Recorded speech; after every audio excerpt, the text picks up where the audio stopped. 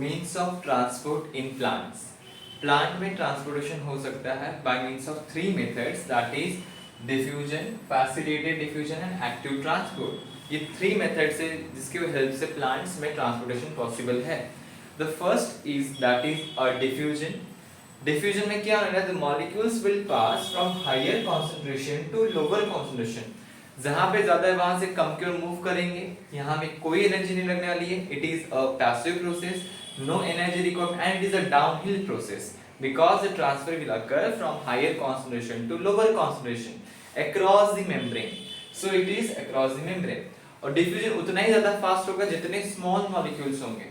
बड़े molecules diffusion slow होगा because diffusion rate is inversely proportional to the size of molecule.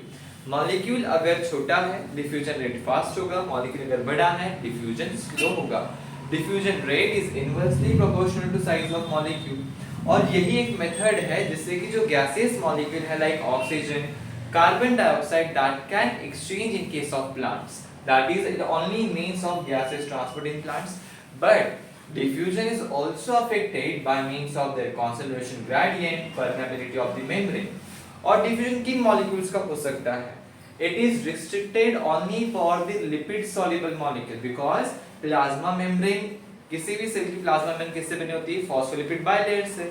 तो वो सिर्फ और सिर्फ लिपिड सॉल्युबल मॉलिक्यूल को ही एंट्री देगी by the diffusion process, like lipid soluble, uncharged, non polar and hydrophobic molecule के लिए एंट्री है बाय डिफ्यूजन प्रोसेस।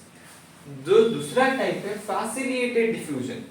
इसी डिफ्यूजन को ओवरकम करने के लिए because it is restricted for lipid soluble, अब क्वेश्चन मार्क लगता है कि जो लिपिड इनसॉल्युबल हैं, चार्ज्ड हैं, पोलर हैं, हाइड्रोफिलिक मॉलिक्यूल है जस्ट लाइक वाटर, वो कैसे क्या करेंगे? Entry within a cell. So for that purpose there is a facilitated diffusion. In facilitated diffusion, there is a requirement of the membrane proteins present on the plasma membrane. ये membrane protein क्या करेंगे? They will bind with that molecule and transfer within the cell. So यहाँ पे energy नहीं लगेगी, same higher concentration to lower concentration. जैसे कि for water there is aquaporins, aquaporins are present and this porins you can found a large in case of mitochondria and plastids. So here there is a requirement of transport protein. So transport protein क्या करेंगे? Plasma membrane के structure में वो higher concentration है तो यहाँ पे bind हो जाएंगे एंड ये कर देंगे reverse, it will get rotate and it will transfer the molecule inside the cell. So in this way they are transferring. So this can be done by means of symport, antiport and uniport. Symport क्या कह रहा है? जब दो molecule एक साथ जा रहे हैं within a cell A और B in the same direction, that is the same port, but एक जा रहा है अंदर और एक आ रहा है बाहर, एक within the cell, एक coming outside the cell. This movement is referred as antiport और uniport. नाम में लिखा है एक ही molecule transferring inside the cell and all it is just because of the carrier proteins present over the membrane. So ये था facilitated diffusion के बारे में।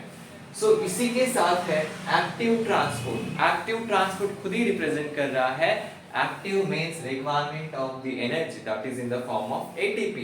So यहाँ पे एनर्जी लग रही है because it is uphill process.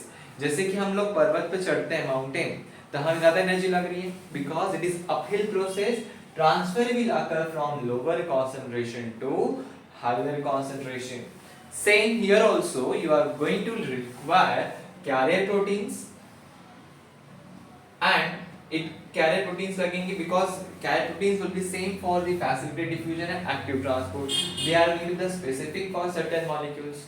Both the carrier proteins are sensitive to inhibitors. अगर आप inhibitor add आ जाएंगे so it will not help in transferring the molecule. It will get saturated.